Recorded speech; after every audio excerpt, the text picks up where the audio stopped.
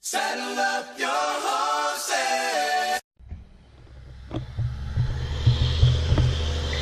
Here we go once again. Bulldozer is back doing its work. The house pad just was not quite big enough. He was kind enough to come back and do about an hour's worth of work, and that's what's going on. Hopefully he's only got about another 10-12 feet or so that he has to flatten. This place looks like a real mess right now. Here's the extra gravel road base that we had left over from putting gravel on the drive. About 10 cubic yards or so of it. And this will be kind of a cool shot. I'll get up here on top of our little mountain of dirt that we're going to use.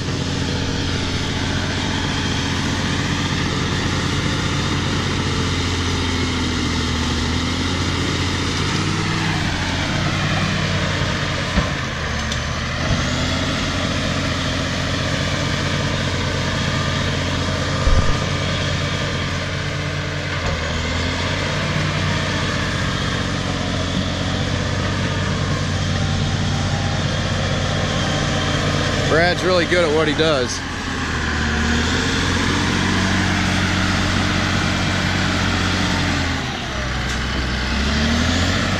My samples of earth bags that were full are laying right there.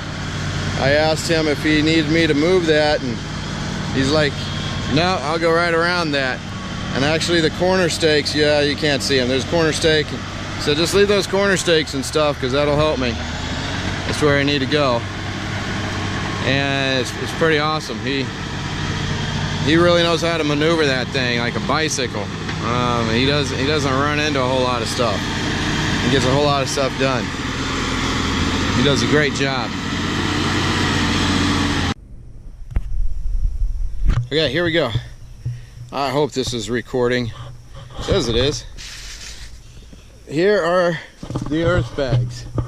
Let me give you a little bit of a overview. This was going this way on around.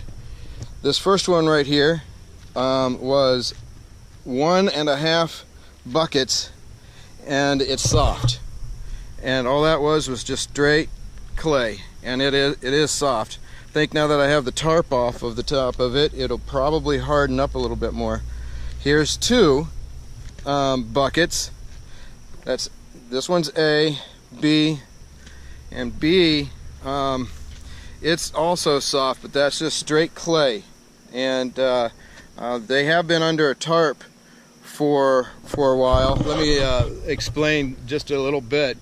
These bags, even though you're seeing the update on YouTube right now about everything that's going on with them, these bags have actually been here for about 2 weeks whenever I did that first video, and we have had a lot of rain. And if you look, you can kind of see there is a ring, a wet ring around where those bags are, because that tarp that I have right there was over the top of them. They did receive some rain, and then there was some water that puddled underneath it, and then of course because of the heat and there is moisture under there, they have been moist for a little while.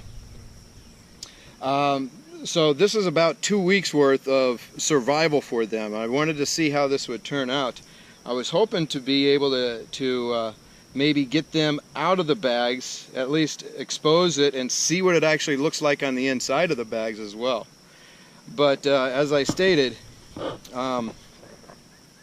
these bags, and I'll point it back down here at the bags, these bags right here, the first one, A, bag A, 1.5 buckets of nothing but clay and some silt, a little bit of silt from that pile, but mostly clay. Second one was all clay as well. It was 2 bags. The third bag right here was mixed with the Quikrete that you see right here in this bucket, and it's pretty solid. It's a little, there's a little bit of little bit of give to it, but it's not bad at all. So that one's not bad. The only problem with concrete is that it will soak up the moisture. It'll soak up the water instead of repel it.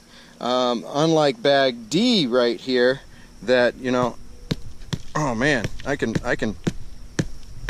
see it's not making a dent or anything, and it is still rock hard, solid. This bag is, and this had the bag D had the lime in it that you see in this bucket right here.